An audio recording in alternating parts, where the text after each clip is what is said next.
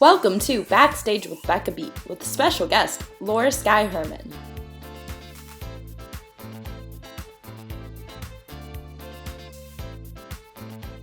Hi everyone, and welcome to this episode of Backstage with Becca B. On this episode, this Harvard and Texas State University grad made her national tour debut as Ermengarde on the Hello Dolly tour, has originated roles in off-Broadway shows such as White Rose and The Little Dancer, and is currently on the national tour of Back to the Future, where she plays Linda McFly. Please welcome Laura Sky Herman. So, how are you? It's been an awesome year for you. Yeah, I'm tired, but good. Traveling the country. Yeah, it's great. We're in Minneapolis, Minnesota right now. Woo, glamour. And it's not freezing yet there, probably. No, it's not freezing yet. We actually have such a nice schedule in terms of weather. We're like in warm places when it's cold the entire year. Oh my gosh. Except for 1 month in Denver. Oh my gosh. Wait, when are you all in Denver? January. Oh, right. January, February. Right in winter. Right. But if you're gonna go to Denver, it might as well be when it's what Denver's all about. Right. Like all the, yeah. This is my thinking, you know? Yeah. And when people are like, when people are like on vacation there. Exactly. Like that's when people go to Denver. So we're just vacationing there in Colorado for a month. Yeah. And I'm sure you'll get some like tourists coming to see the show. Like, Yeah. Hopefully. Yeah. So I want to ask, have you always known that you wanted to be a theater performer? And like, when was the moment that you realized? Very young. My mom tells me this story that she took me to see the national tour of The Sound of Music in Miami, Florida, where I'm from, when I was 5 years old, or even I think younger, I think like 3 years old. And apparently I turned to her and said, I want to do that. And I was very lucky, and my mom was very supportive, and I ended up auditioning for a local professional production of The Sound of Music and got cast as Gretel, the littlest kid in the show. And I wore the same costumes that they wore on the tour. And really, the bug bit me really young, and I've always loved it and always wanted to do it. You're like, I'm basically part of the tour cast. Because yeah, exactly. Like 3 years old, I was like, sign me up. You're like, I'm wearing the same costume, so I'm basically kind of, And I was not like a precocious little kid. So for me to say like, I want to do that, my mom was like, oh, okay. Right? She's interested. Yeah, exactly. We'll give this a shot. Yeah, and I would like go through the newspaper and like look for local auditions. You did the work. Yeah, I put in the work. Always. Did the shows like with kid involvement inspire you? Or did you go and see like other shows like? Oh, I ended up, of course, seeing other shows as well, but Florida has a lot of like regional theater, and so I was able to do that as a little kid. I was Nefertiti's daughter in a musical about Nefertiti that was doing like an out-of-town tryout in Florida, and did a lot of stuff at Miami City Ballet where they needed children, so was like very in the seat. Oh my gosh. Yeah. It's so cool. I feel like as a kid, like it's kind of, it's inspiring to see other kids on stage. Oh, for sure. And I've also, let's be clear, been playing a kid ever since. Like 16, that's my age forever. Yes. Yeah. Hey, that's a good thing. That's a good thing. When people are like, oh, or like when you like get like rideshare, or people are like, hey, are you going to school today? Like that's the best. That's like the I'm best always carded at the bar. I'm like, oh, thank you. Mm. Thank you so much. Yes. Honor, high honor. So growing up, how did you become a well-rounded performer?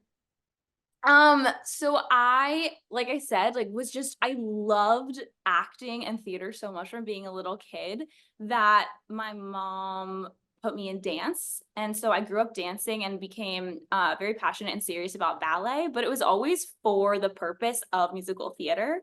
So I actually think that gave me a really healthy relationship with dance. I never was like so perfection oriented or like dying to get into a company, because my goal was always Broadway, where they like really celebrate your individualism.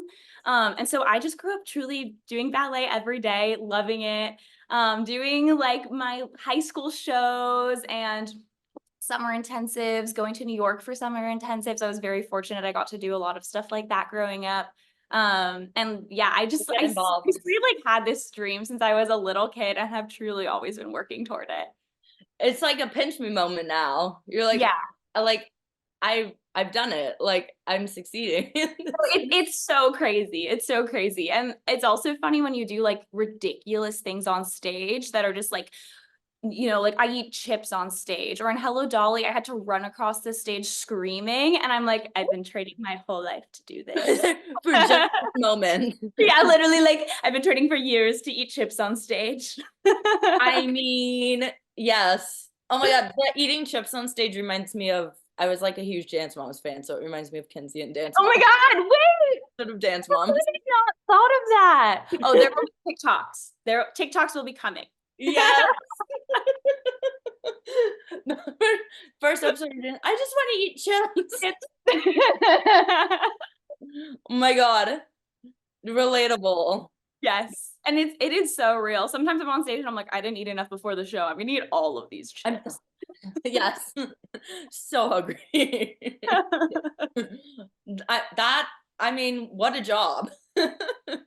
So I saw on your bio something about you making history in the theater group, in the oldest theater group in the country, it says. Yes. At Harvard. Yeah, so I went to Harvard. That was like a total surprise to me. I was always very academic and very curious and loved learning, and I'm just a nerd at heart. But I was that kid that just like loved musical theater, like Laura Sky Herman, oh, she sings, like that was my identity growing up. And so I was not like the nerd, the like valedictorian, like genius of my school, but I ended up winning a scholarship through Questbridge, which is an amazing program. If any listeners are out there, it's a scholarship matching program for high achieving low income students. And I won this scholarship. And I was like, oh gosh, okay, like if I win this scholarship, I'll apply to the schools that it partners with. And so ended up getting so lucky and ended up at Harvard, unexpected. I was like, what do I do here? Like, I just want to be on Broadway. What am I doing at this like center of knowledge and learning? I just want to go to New York. And there's this group called the Hasty Pudding at Harvard, which is the oldest theater group in the country. And I think it's like the third oldest in the world. Everything at Harvard is very old. And it's a drag performance group where every year it's a student written, student run. They write a new original musical, and they gender bend all the roles. And for nearly 200 years, it had been all men on stage in the cast. So as a woman, you could be on the tech team or you could write the show, but you couldn't be on stage. And there had been a years-long movement to help women like get in the cast, because it's by far the best like educational theatrical opportunity on campus. There's like a lot of resources. They go on a tour. The alums are like amazing. And so I wanted to be in it so badly, and like musical comedy, like that's exactly what I love. So I was so fortunate that the first year they finally allowed women in. We would audition every year, as like a protest, and finally they cast women. I was one of 6 women that got to be in the first cast, and it was amazing, like truly one of the best experiences of my life. Oh my gosh. And that is, I'm glad you include that in your bio on your website, because like you made history there. And it was certainly not just me, like many generations of women like who absolutely deserve to be in the cast, like just simply were not given the opportunity. But I'm so fortunate that the timing worked out and I was able to be in it representing them, because it changed the spirit of the group, adding the women to the cast. And I think it just made it so much better, and it was so long overdue. Yeah. No, that's like kind of shocking that like It took so long. It took so long. I mean, That's can you happened. imagine? That was like 2019. It wasn't until 2019 that they let women on stage because they didn't think women in drag would be funny. And it's just like, come on, guys. Haven't we And learned? and I they should all come to Back to the Future, like, give them tickets, and you're like, "See?" I will say though, like I learned a ton because the resources are so high, but the stakes are so low. And so you're able to just be ridiculous on Yeah, stage, like see what works for you, see what works for an audience and that's what doesn't in like a professional learning environment. It was really, really wonderful. I learned a ton. so my first thought when I saw Harvard in your resume and on your bio was, how did you time manage with going to school at Harvard and also doing theater? Yeah. So I always busy. I love to be busy. But I've always been That's someone like, who um like loves to do performing and like growing up, like all of my peers in ballet, like they were homeschooled and just like solely focusing on ballet. But of course I did ballet and theater and I loved school. And I just frankly like don't know how to operate not doing all of the things not that being I the loved at once. It makes each thing, ooh, let's turn off notifications. It makes everything so much richer for me personally, to get to like see how my various interests interact and complement and yeah, help everything else grow. And so it doesn't feel super crazy to me because in the end they ended up feeling connected. Like what I learned in this class like influenced this scene, or this scene I had an idea and I wrote a paper on it, etc. And so more logistically, I did my freshman year at Harvard. I had this like itch, like I was talking about, like I always just knew I wanted to be on Broadway. Um, I studied abroad, I put in quotes, at Texas State University in the BFA musical theater program. So I had auditioned for all the schools when I was applying to college and became very close with the head of the program, Caitlin Hopkins, and she would call and check in on me during my freshman year at Harvard. And she was so generous when I got into her program. She was like, you need to go to Harvard and like I'll always be there for you. And so she called and checked in on me and I was like, I'm just not learning what I need to learn. I'm never gonna get to work professionally. And she was like, come to Texas State. We'll put you with your sophomore class. You'll take all the classes and then you'll go back. And so that's exactly what I did. I had like an intensive, she put me in the freshman, sophomore, and junior classes when I was there.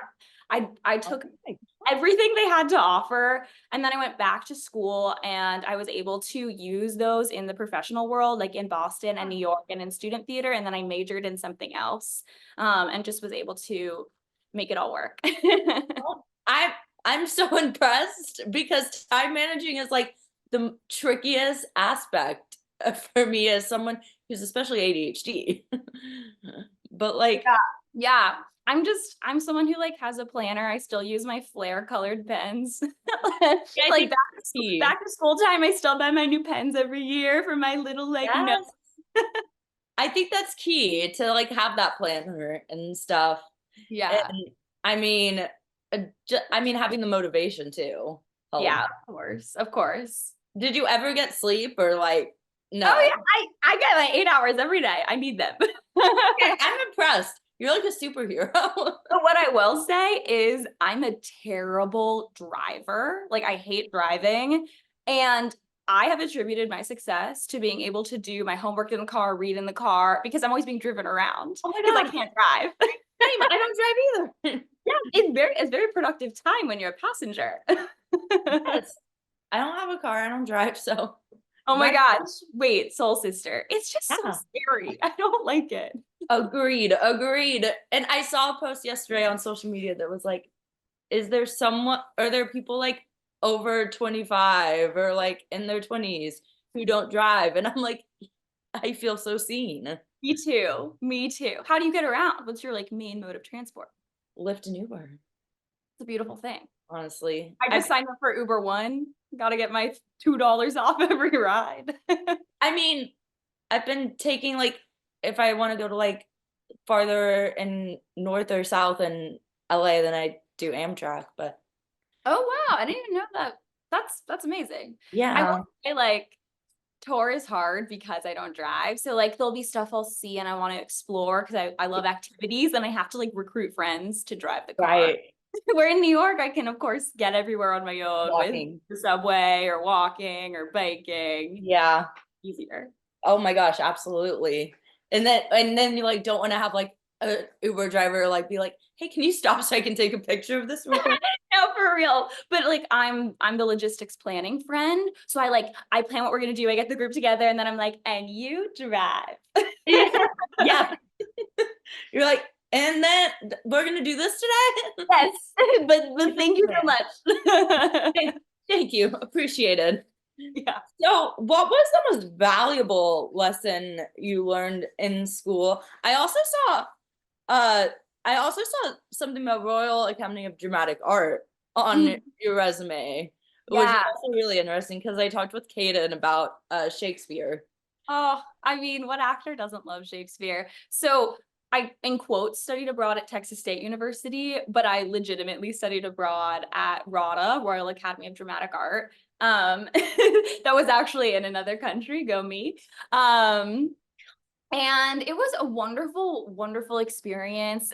Like RADA, it's such an institution. I was so humbled and excited to be there the entire time. I actually think it was a really interesting moment for me because I went there my junior year. I had gone to Texas State already. I had been doing lots of theater at Harvard. I had done some professional theater, and it was a place where I really saw my own opinions as an actor like get born. It was a place where instead of just like, I hope the professor likes me, like I just want to please them, I just want to do exactly what they're telling me to do. There personally, I was just at a moment in time where I was like, oh, this is a place where I'm hearing them tell me what to do, I'm taking that in, and then I'm deciding if I like it for me or not. Just because I think the British way of teaching is a little bit different, and having that like cultural context gave me the opportunity and the confidence to put my own spin on things. And I wrote like a little monologue, and I had never done anything like that before there.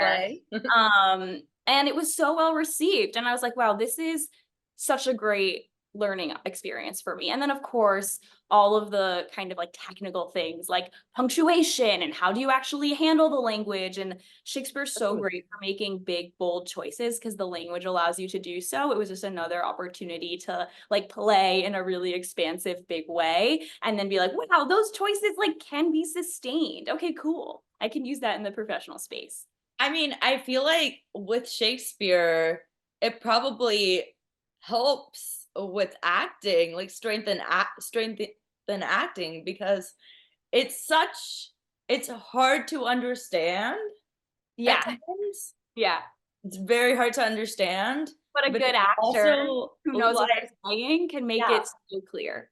Oh my gosh, yes. And I find it so interesting that you studied there because, as I said, I did talk with Kaden about Shakespeare. So have you all like talked We have about never your love for spoken about Shakespeare? Shakespeare, but I'm gonna have to talk to him about that. Oh my God. I There's not asked, a lot of Shakespeare going around at Back to the Future. yeah, I asked about like Shakespeare in the Park because it's coming back, and I was like, Yeah. would you ever want to perform in Shakespeare in the Park? Oh, of course. Like, Who duh, wouldn't? Yeah, that would be amazing. because it's coming back. I think like next summer or something. Yeah. Yeah, I think they do it every summer. Yeah, I think they took a break because of COVID. Okay. And I think I don't know. It's really hard to get a ticket. I've actually never gotten to That's what see. I've heard. Yeah, But if you're in it, that's the secret. if you're in it, then Yeah. Front row seat, baby. yeah, seat on the stage. Yeah. Yes. So you've also originated some roles over the years, which is so impressive. I know Yeah. Hello Dolly tour and all and stuff like that, but you've originated lead roles in it said White Rose Mhm. and in The Little Dancer off Broadway. Yeah. What when originating roles, what is your process like for creating a character on Yeah. stage? I mean, originating a role is such a dream come true. It's not a totally different skill set, but the ask is quite different than when you're replacing in a show. So, like, for example, for Hello Dolly and for Back to the Future, I saw the show. Lincoln Center Library has archival recordings of many shows. I've gone and watched archival recordings before when I'm auditioning to replace. And when you're auditioning to originate, you, of course, there is no blueprint for you to follow. And so it's really cool to get to put your own spin on it. Like conversations you have with the writers end up in the show. Like for White Rose, I ended up having a larger impact than I would have ever thought on that role. Like my own Hebrew name ended up being the name of the character. So it's really, really special. It's also really challenging because the stakes are so high. Like, is it gonna work? Is it gonna work? And you have like 20 people hoping it's gonna work. And so it's actually really exciting for me to be in the middle of that and like synthesizing all of those conversations and getting to build something and collaborate with everyone. And especially for both of those shows they were based on historical events. So The Little Dancer is based on the Degas statue, The Little Dancer. And so that whole like history of dance and art history and everything, there was a lot to draw on there. And then White Rose was a World War II Holocaust story. And of course, there's tons of deep personal narratives that are available to be read and like honored on the stage. Oh my gosh. I hope they like do something with is there a plan to do something with that show to like bring it with White Rose? I yeah. have no idea. Every time you're with a show, like workshop, regional, off-Broadway, like you don't know if you're saying goodbye to those characters or if it will move on. But it was a really intense experience, and I'm so glad I got to honor the real life women my character Lila was based on. Oh my goodness. I'm so impressed with with not only your ability to originate roles, but your ability to create characters that like kind of have like an emotional storyline to tell. Oh, of course. That's that's what it's all about is finding their arc and building that together and what feels authentic to this person that you're making. Yeah, and I think based on like other stuff on your resume, like you are truly like you don't limit yourself either, which is also awesome to see. Like you don't put yourself in a box. You're like, I'm gonna do everything, comedy and like serious stuff. Thank you so much. That means a lot to me. It really does. They're all like so special and fulfilling in their own right. I love it. I just love acting and storytelling. Yeah. And speaking of that, I have to mention Gypsy at Goodspeed because that was a huge production recently. And oh my God, like I wish I lived on the East Coast so I could have made it there. Oh my gosh, that was a blast. That was a hoot, as some would say. We had so much fun. Goodspeed is it's a small theater in Connecticut, but they originated Annie. And so it has this like huge legacy around it. And it's such a special place. It feels like summer camp. We all live there on this like idyllic little path where we each have our own house. And then we like walk 3 minutes over to the theater, and there's absolutely nothing else around except to hang out with your castmates, potentially drive around rural Connecticut and do Gypsy. No, that's literally dreams. And also to be in the theater where they did Annie, like Annie was the reason I loved musical theater as a kid. Oh my gosh, no. Well, there's like tons of Annie memorabilia, and most notably, of course, the production Gypsy was beautiful, and working with Judy McLean and Talia Suskauer and everything we had so much fun. And it's a tiny theater, so all the 3 of us shared this like little itty bitty dressing room.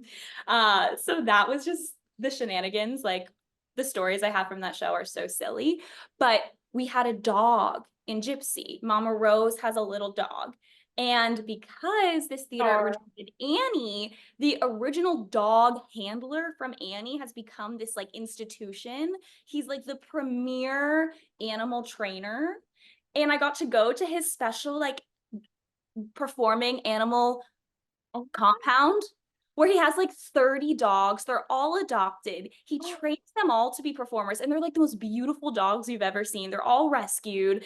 And he plays Broadway Sirius XM station while they go to sleep so that they become comforted by that style of singing. Oh my God, I'm gonna do that for you should not have mentioned that because now my dog is gonna be listening to musical theater whenever I'm gone. Yes, perfect. Bill Berloni, he's incredible. Most amazing man, most incredible animals. That was a highlight of working on Gypsy. Oh my God, my dog is never gonna hear anything except for musical theater ever. That's correct. That's correct. And these dogs have better resumes than me. Like the room is lined with all of the posters that all the dogs have been in. Oh my God. It's like 10 pages long. No, like for real. I'm like, oh my God, I want to be that Chihuahua. Well, it looks like you all had so much fun in that production of the show. I did see a lot of like TikTok and Instagram videos. Oh my gosh, yes. I think from Emily, because she was in Secret Garden in Los Angeles. Yeah. And I love the Secret Garden, so I saw it a Oh, couple of times. And Emily, she's so cute. She's the best. We actually did a reading together not too long ago either, and I think we were related in that as well.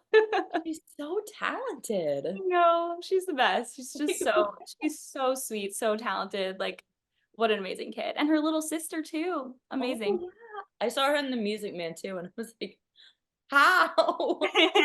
How are these kids so like, oh my So God. good. Yeah. I cannot believe it. So I want to ask about your national tour debut with Hello Dolly. Hmm. What was that experience like? And what was your audition experience, first of all? Oh my gosh. That was an amazing time. That I had seen the show on Broadway in like 2016, 2017 when it was first on Broadway. And I saw it with my mom and we were both just like, Laura, you could do that. Like you're She's so like, ready for this show. And we just loved it. It was amazing. I'd never seen the movie. That was my first experience with Hello Dolly, was that production of it.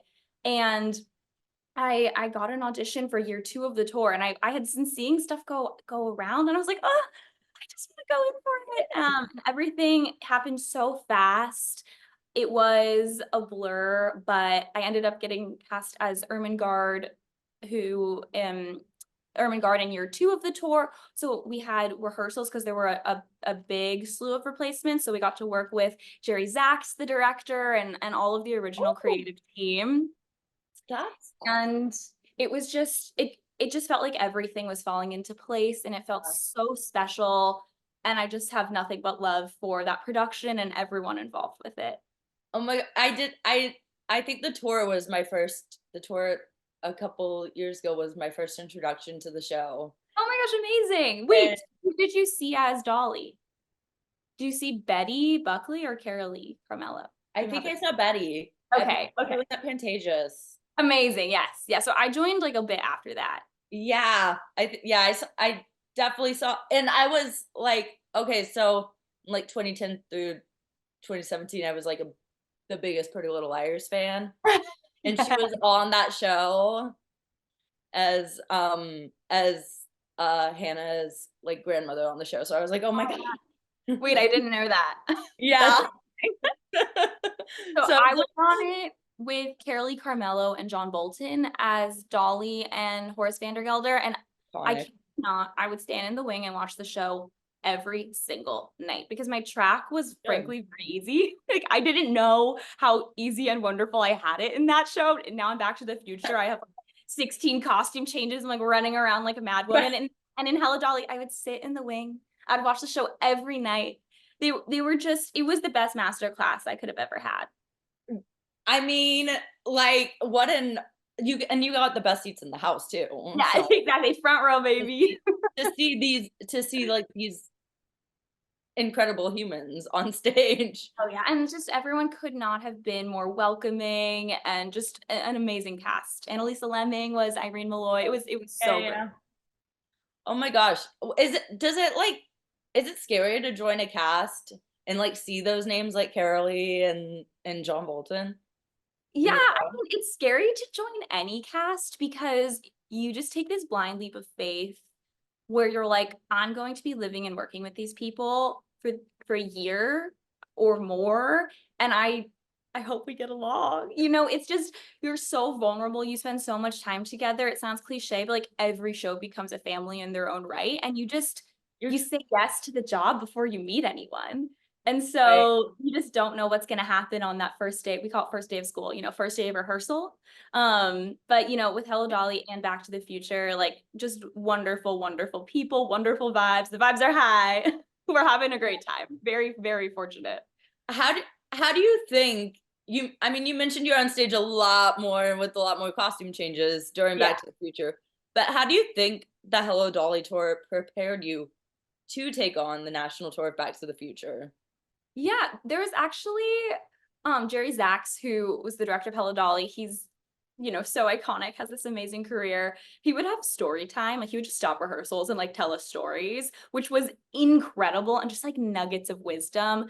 Watching him give notes for the scenes, that I wasn't even in, like to Carolee and everything are like it was truly a master class. Like those are lessons I use every day. Like I think the biggest one and most applicable to Back to the Future is you can get away with any comedic choice, no matter how big it is, as long as it's grounded in truth. And and that is so real. Like absolutely outrageous things happen on stage, like physicality that it doesn't happen in the day to day. And if you just saw someone doing it, would be a little strange. But when it's motivated by the story, when truth is behind it, it gets a laugh. And so that's absolutely something I use in Back to the Future. Like between Linda and Stella, they're ridiculous characters, but finding, what makes them tick and how that might be expressed is so much fun. And I've heard that comedy is like because I've interviewed a lot of people who've done like improv and stuff in Los Angeles. So I've heard comedy is like the hardest thing to take on as an actor.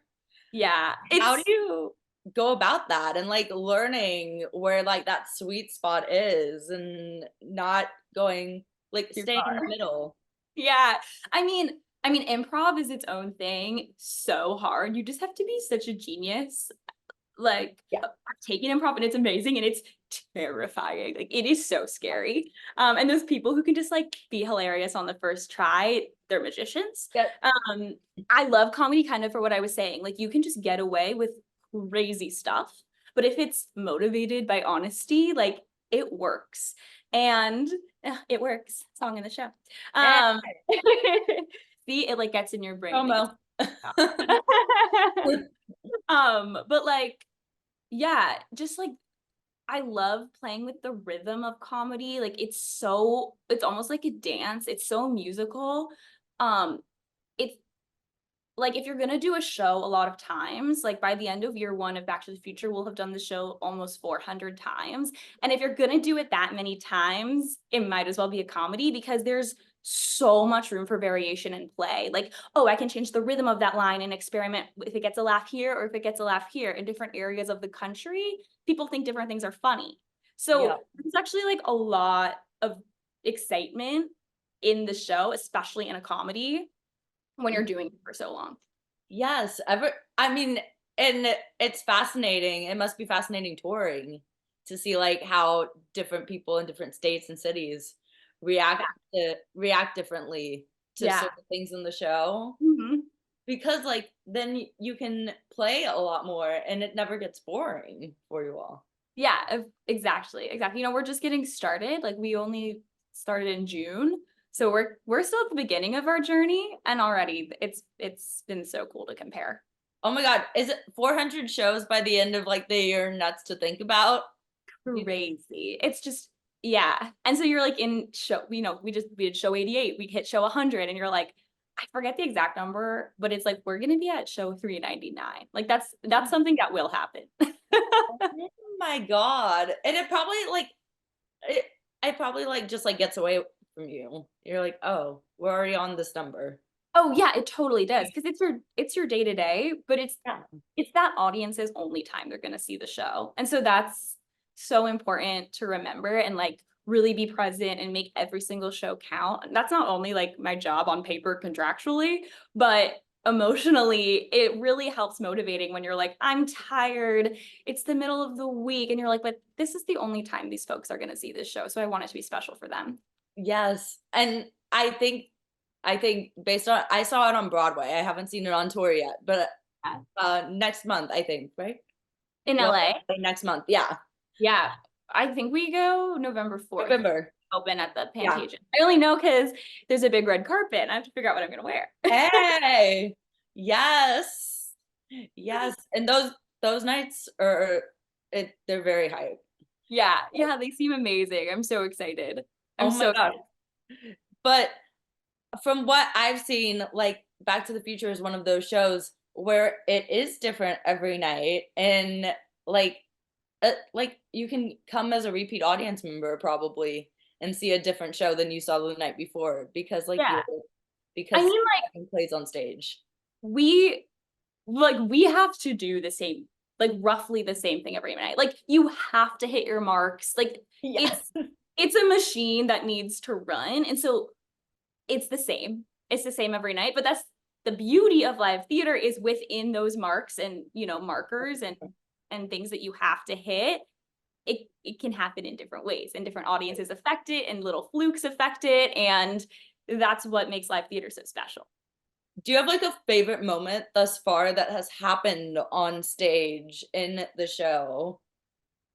Honestly, it's hard. It's hard to pick because there's so many technical elements. There's a lot that can happen, but we have a fictional character that we've named Coach, who's like the coach of the Ooh. football team or the cheerleaders. And whenever anything goes wrong, we're like, it's Coach. Like there was a fly on stage one night and it was like flying in everyone's face and we were supposed to be frozen. And we got off stage and we're like, it was Coach. Coach sent the fly. That's so annoying. So whenever anything goes wrong, we're like, yeah. Like nope. It was yeah. The coach. Blame the person who's Blame the not involved. Oh my gosh. That's fun. So during the rehearsal, you mentioned all the like effects on stage. During the rehearsal process for the show, what is it like rehearsing with those effects for the first time? Yeah, I mean, mounting the tour was wild because I think we had like roughly half the time that the Broadway company had to put up the show. Of course, they're building it. It changed a lot when it came Yeah. over from the West End. So they had more to originate, but it still felt crazy. Like every number in this show is a dance production number. And so there's just like, frankly, a ton of So choreography to fun. learn. And it was like total intense boot camp.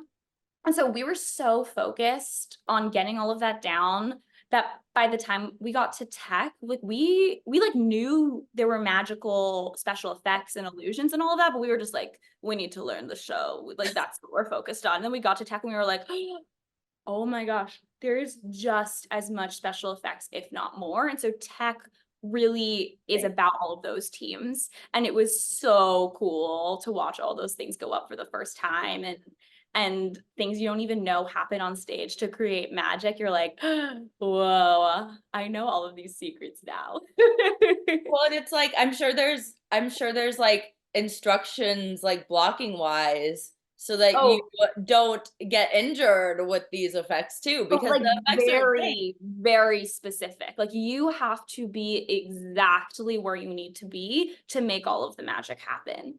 Yeah, and to like not get your costume caught on fire. Yeah, like for real. But I had never worked with an illusion team before. We have a whole magic and illusion team. It was so cool, and they're the kindest, best people. Gosh. Yeah, I actually did not know that about Back to the Future. yeah, it's That's really cool. interesting.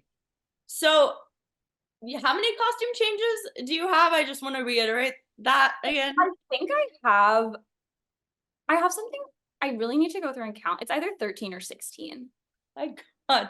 So how do you learn to quick change backstage? Yeah, so actually my track doesn't exist in New York or West End. It's one ensemble, girl and boy, was cut. And so I'm actually doing a little bit more changes than the Linda does on Broadway. Oh my God.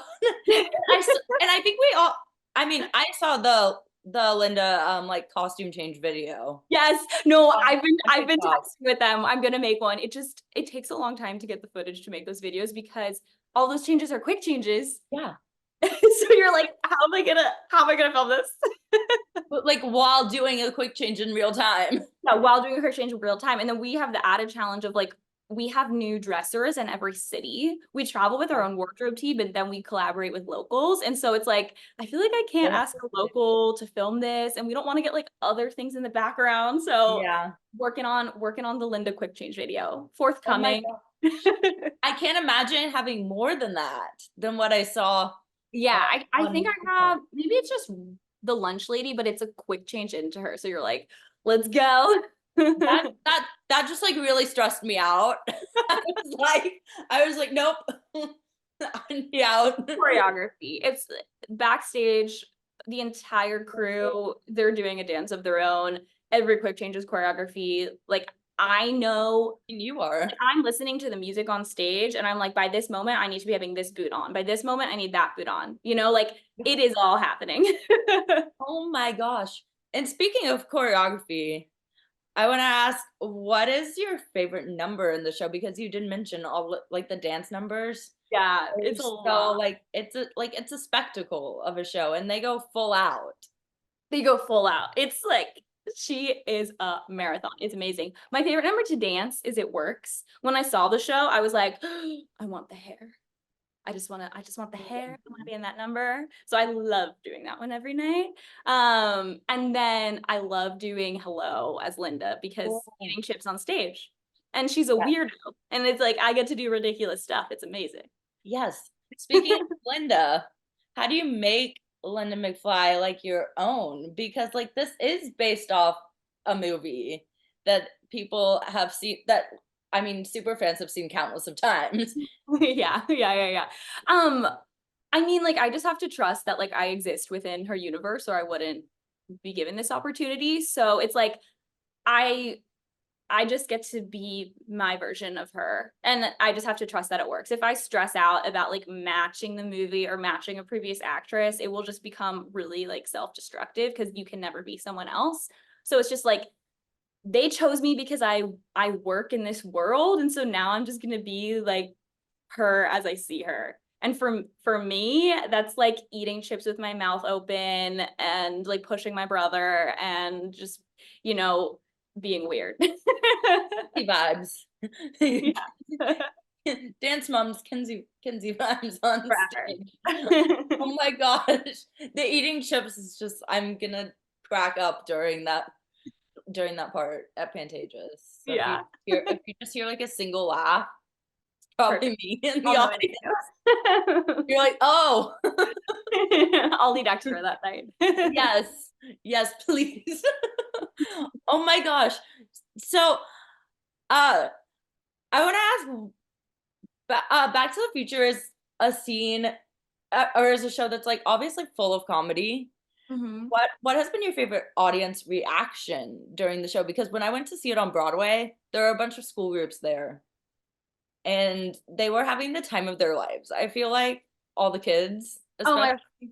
We our audiences have honestly been better than I could have imagined. Like the audiences they just connect with the show. It's amazing. In every city, like the audience feedback is it's loud, it's major. I'm like, they're really on this train with us, and our stage doors are big. I like way bigger than Hello Dolly. Like they are like really full every night. I mean, it has been the summer, so I'm like, maybe it's the weather. Like maybe when it gets cold, they'll get smaller, but I kind of don't think they will. Like it's just so cool to Oh, see these people love and connect with the show. Um, but like, you know, when things go wrong on stage, the audience loves it. So yes. one night at Future Boy, there's a table in Doc's lab, and like somehow someone kicked it and the leg broke off. And you know how like Oh my Doc interrupts that number? He yes, interrupted yes. it, and like the person standing closest, I think it was Luther or Fisher, they like were holding the table. No, don't panic. Yeah, they were like holding the table, and I'm pretty sure that Luke was on for Doc. So our understudy was on for Doc, and he had this like amazing improv where he was like, "That was my grandmother's. It's an antique." And like he says, "Leave the table," and they leave the table, and it starts to fall over, and he goes, "No, take the table," and they like run off holding the table. Oh It my. was just we were all like shaking with laughter. It was just so amazing, and like you could have never predicted that or come up with that. No. And okay, did the creative team backstage love it? Did they approve this? I mean, tech Hopefully. was like, oh my God, we need a new table. They're like panic attack. Yeah, they were like, no one can get hurt from this table. I mean, the first thing I would have thought was like, sheesh, like the improv ability that takes and the like acting ability that takes. Yeah, but like Thought. it's live theater. Like we had done like 100 shows with that table, everything fine, and then one day it breaks, and you're like, okay, this is live theater. This is why it's so much. That's why I love live theater. And that's why like I go back to shows and see shows multiple times because Exactly. live theater, stuff like that happens and you don't want to miss it. You don't want to hear about it on social media from your friend the day later, like a day later. Like, Yeah. oh, this was so funny. I'm like, what, I missed it? Kind of like a no fly and like in Wicked. Wicked. I want to see a no fly so bad. You're missing out. I want to see it. I want to be in it. I want to be on the ground looking up. It just, that's another moment where you're like, I've been training years for this, laying on the ground looking up. I've seen one and I applauded so loud. That's amazing. It was awesome. I want to see the table break on stage now. I don't know if you will. Because It's it never happens again. no. Something else has to break on stage. What is your favorite dance number in the show? And what's your process for learning the choreography in the show? Yeah, like I mentioned, it works. I love to dance it. It's just so fun. And then process for learning choreo is, we've been dancing and training for so long that I don't even know if I can unpack like how I pick up choreography.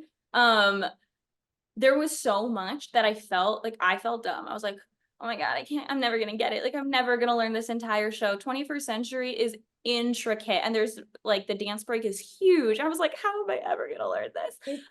But just like repetition and practice, and then it becomes muscle memory. And now I'm just like, I barely even like, all I have to think about are like, okay, what number am I on? Like I don't even have to think about the sequence of the movements. It just happens. So, like the training really, it comes in handy. Once you throw on the costume for like a particular dance number, do you get like really like are you set? Like do you like know what you're doing in that moment? Yeah, I mean, my act one in particular is so crazy. Like I don't have a moment to sit down on like backstage. Like how they do it is our costumes are like piled on a chair, like in the order that you put them on. So like the last costume of act one is on the bottom and your first is on top. And I just like I put on my costume, I run on stage, I shred it off, and I'm not sure if I would really know like the next one to put on if it wasn't on the chair, just because it's so fast. And like sometimes you exit and you're like huffing and puffing and you're like, oh, it's the orange cake dress, I guess we're doing cake now. Oh my like that's just so impressive to run off stage, go on another costume, and come back on stage without having like any sort of break. Yeah, so you definitely need to know it because you don't have time to review. Oh my God. Like people need to know that you're just like on stage the entire time. Oh yeah. And like appreciate that because The that is ensemble in Back to the Future is working hard. They're working hard. oh my gosh. So the cast of Back to the Future, the like of the movie is so iconic. Is there one person that you'd be the most starstruck to meet if they Oh, came? yeah. I mean, Michael J. Fox. Come on, that'd be amazing. Oh my gosh. Yeah. And what would you say to him if like he came and saw the show? I mean, I think I would rather like be a fly on the wall listening to him and Kaden chat because they have like a Marty connection. Yeah. You're like, I'm just gonna listen.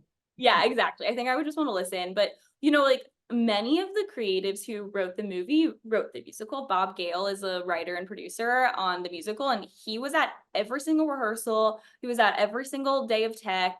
They're super, super involved. And so it's been so amazing to get to know them and hear funny stories and inside jokes that have made their way all the way from the original movie to now. So that has just been super, super cool.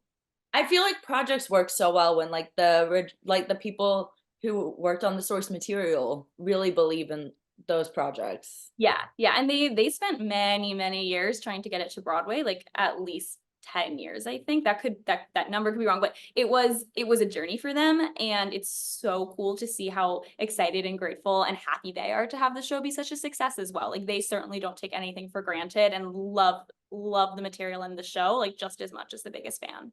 Yes. I mean, they have to like to be working on it still. Yeah, And like have, exactly. yeah, and you kind of have to. So when you're touring, not only are you performing 8 times a week on stage and doing quick changes 8 times a week, but you're also traveling.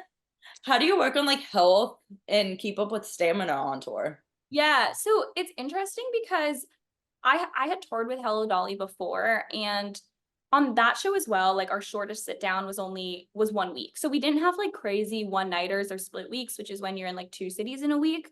So that schedule is the same. Like, our shortest one in Back to the Future is also only 1 week, but the shows are just so different that the things I thought were really helpful in that time, which was like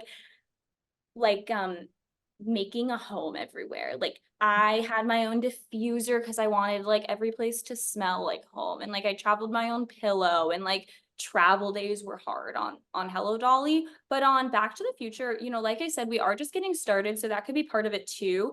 But it's actually like the day to day. Like, I'm not entirely sure yet how to cross train and like stay in shape with this show because it is so demanding at night and you are so tired. Sunday comes around and you're just like, I'm a log. Like, I cannot move anymore. And so figuring out, like, okay, how many dance classes should I be taking a week? Like, how many days should I be going to the gym? What should I be doing? Should I be going in the morning when I wake up and resting during the day? Or should I be doing it right before the show so I'm really warm? Like, those are the things on this tour that are a lot harder for me. And like, traveling itself actually hasn't been bad yet, because our sit downs have been long and we're just getting started, I think. How many dance numbers are you in like in the show? I don't know off the top of my head. Like, there's the opening, like dancey numbers. Yeah. The opening, It Works, Cake, Gotta Start Somewhere, Future Boy, Something About That Boy, 21st Century, Deep Diving, Johnny Be Good, Power of Love, and the Encore. So that's like 11 dances. So you're basically just like taking a dance class every night. You're taking, yes, you're taking a dance class every night. Exactly. Yeah. So you A long really one. like, yeah, you're working and you're learning Yeah. every night. Yeah. I mean, of course, Strengthening you're your like, toe. you want to get better every night. So, it's like, can my knee be even straighter tonight? Like, can I like whip out a triple tonight? Like, of course, you want to get better every show, but if you do the same movement, only the same movement every day for a year, like, you're gonna get kind of bad. Get used to it. So you like want to go and like do other classes. You need a home base. You need to work both sides. You need to like build strength like holistically and like not just in the ways that are in the show. So figuring out how to do that has been my personal challenge so far. Okay. Are you looking forward to like Halloween, October, and like seeing a bunch of costumes, or have people already started coming in costumes? People have already started coming in costumes. Like, I didn't even think about Halloween as like being the opportunity for more costumes because like we've gotten a lot of Docs, a lot of Martys. One time there were identical twins who came and one was Doc and one was Marty. That was amazing. We had Clock Tower Lady. We haven't had a Linda yet. Maybe we'll get Okay, her.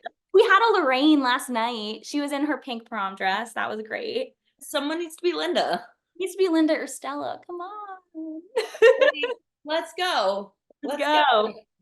By October 31st, if there's no I'm gonna be like, no. I think we're in Vegas in around Halloween, so calling all fans in Las Vegas. Yes, multiple Lindas and Yes. Stellas. I'd be happy with one. You're like, only one works too. Yeah, like, or even, I don't know. How would you convince people to come see Back to the Future on tour? Yeah, I don't know if it takes much convincing. It's It's so fun. it's great. It's great if you're a fan of the movie for years. It's great if you've never seen the movie. Like, as I mentioned, what did I say? 11 spectacular dance numbers. incredible acting, Okay. incredible singing. But even if none of that Okay. happened, a car flies. Like it's got something for everyone. Yes. Oh my God. No, it's insane. Like I was not expecting all that when I saw the show. And I don't think going in, like, the movie, even if you're not a super fan of the movie, the movie and it's gonna be cool. But Yeah. not that level of cool. John Rando was such a genius in that he like, I think it's called like a split cut. Like there's some like cinematic term where you're like cutting from one scene to another and like back and forth in cinema, and he made that happen on stage, which is wild to use like cinematic editing techniques on stage in theater. Like that is so incredible that that was able to be made. I think that's what really drew me in when I saw the show. Because I'm not Mhm. like the movie I'm not as familiar with as like a lot of other people. Yeah. But like I am a film and TV buff.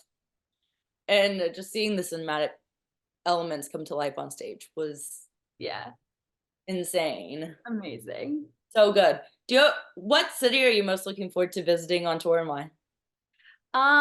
We've already hit DC Kennedy Center and Chicago, Iconic a Kennedy. palace. Those were like major bucket list moments. So those were incredible, like better than I could have imagined. The Kennedy Center, like everyone who works there is so wonderful. Like even the security guards, when you walk in, they're like, congratulations, welcome to work.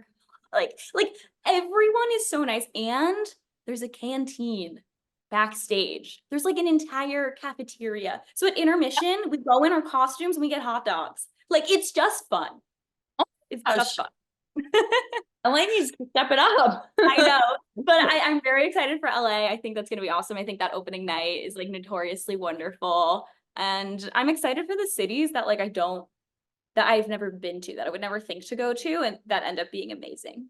Oh my gosh, I've heard that like that's kind of like those are kind of like some of the best cities to tour in sometimes because you know nothing about them until you Yeah.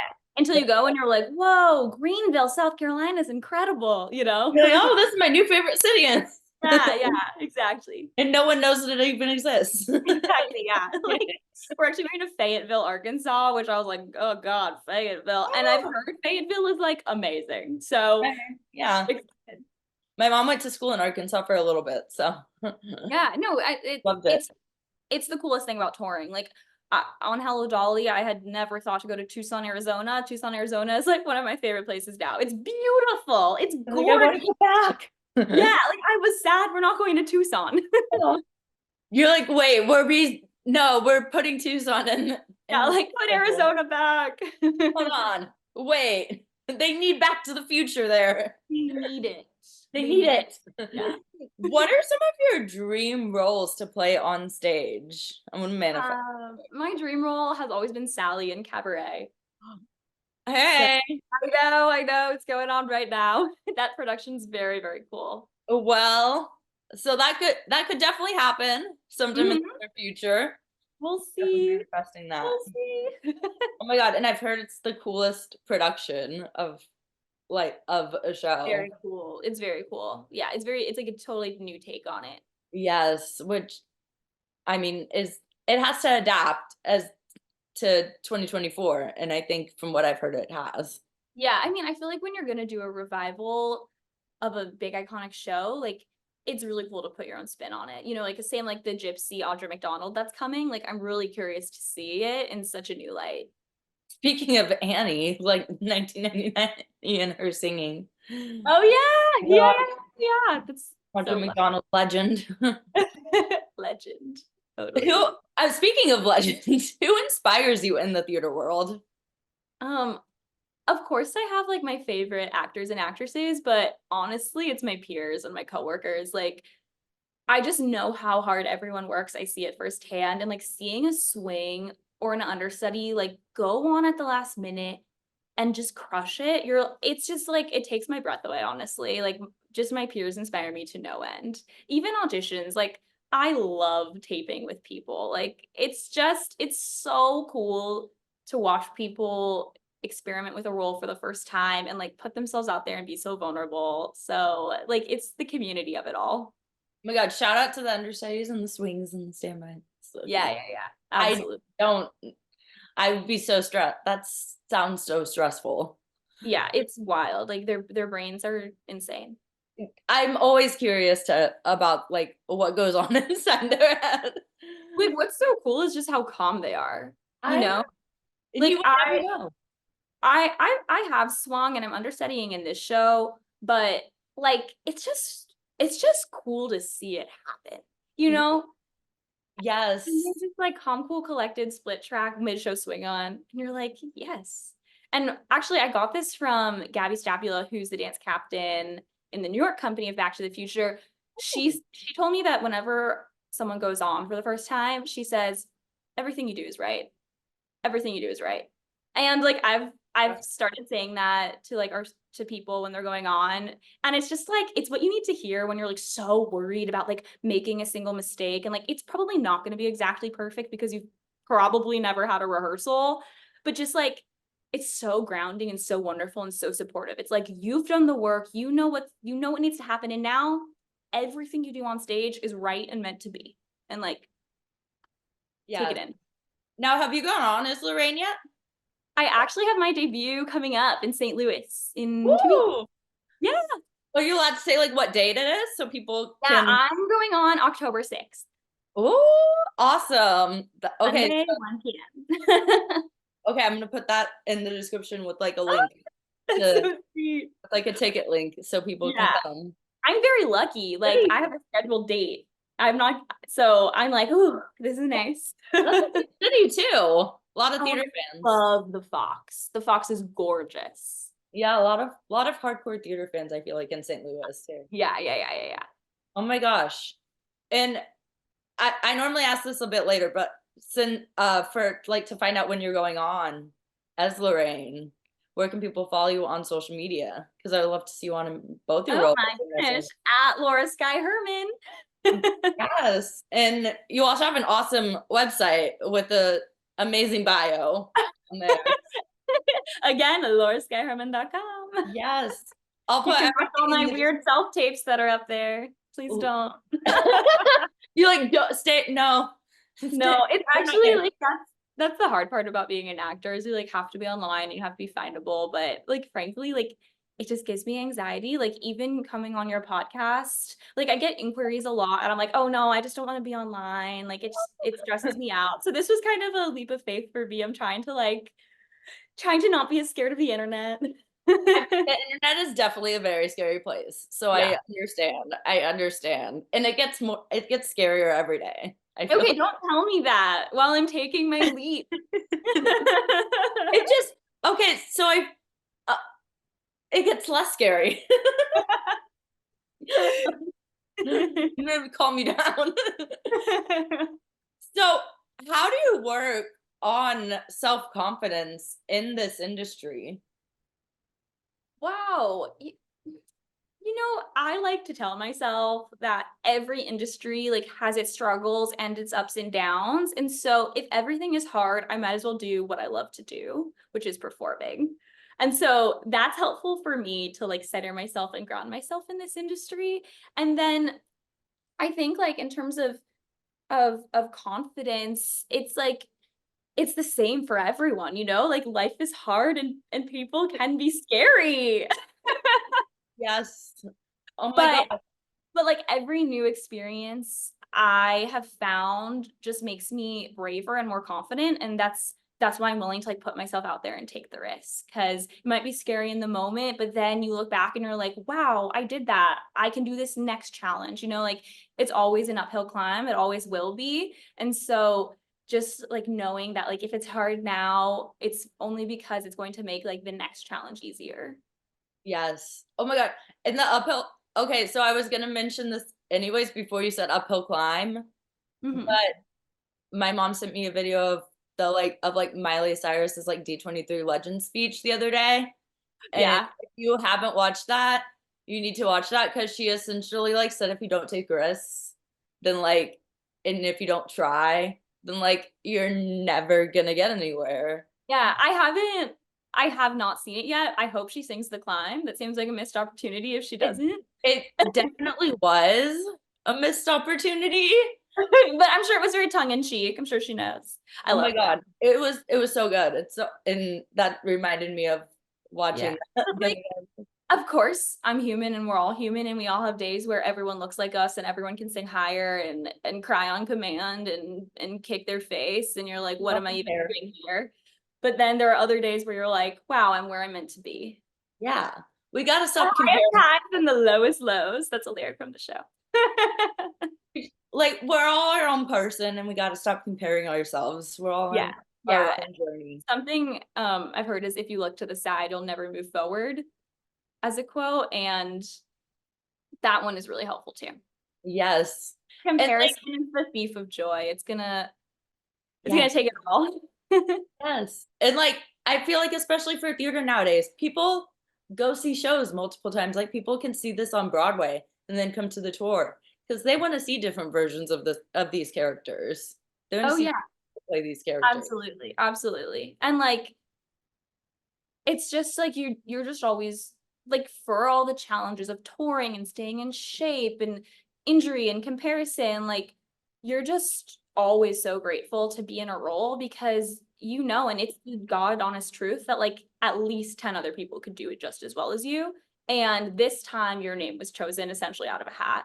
And next time your name might not be. And so just being grateful, being grounded, being present, it makes every day like so much more worthwhile. It makes every show so special. And these sound like cliche trite things, but they really I found to be so helpful. You fit the puzzle piece that they needed for the show. Yeah, yeah. Yeah. Oh, and they saw the talent, Yeah, obviously. of course. I mean, but like They I got said, like peers inspire me more than anyone. And like there are so many amazing, talented people, all deserving. Like yeah. truly. Oh my gosh. And working so hard. Mhm. I'm glad you recognize it's awesome. Yeah. So I want to ask, do you have anything else that you'd want to promote, or do you just want to tell people to come see Come see Back to the Future. I'm dressed as Linda. Yeah, dress as Linda. Make a girl happy. Let's go. You're like, I'm begging. Yeah. No, I love our fans. Our fans give us like gifts, handwritten notes, like above my wildest expectations. That's so cool. I mean, and I feel like there's gonna be even more like by the end of the 400 show run. Yeah, I mean, like at my station, like I have my little shrine of all the things that people have given me. It's so sweet. Like fan art, little kids drawing pictures. Yeah, exactly. Beaded bracelets, notes. Bracelets. Yeah. I was given a 3D printed copy of my costume once. Like people get so creative. What? Mhm. Oh my God. That's insane. like a miniature 3D printed costume. That's insane. Yeah, so cool. Like you gotta frame that or something. Yeah. That's really awesome. Well, thank you so much for joining me to talk today. I had a blast and you were so sweet. I can't wait to see you on stage at Pantages. Thanks, Becca. It was awesome meeting you. Thanks for reaching out. It was so fun, Of like course. played and reflecting with you. Thanks for watching this episode of Backstage with Becca B. You can follow me on Twitter and Instagram at Becca B Talks TV. Or for more exclusive content from this interview and more, you can follow me on Instagram and Facebook at Backstage with Becca B. Make sure to subscribe to my channel and like this video. Or if you're listening on Apple Podcasts, go ahead and give me a 5-star rating. Thanks for tuning in, and I'll see you guys next time. Bye!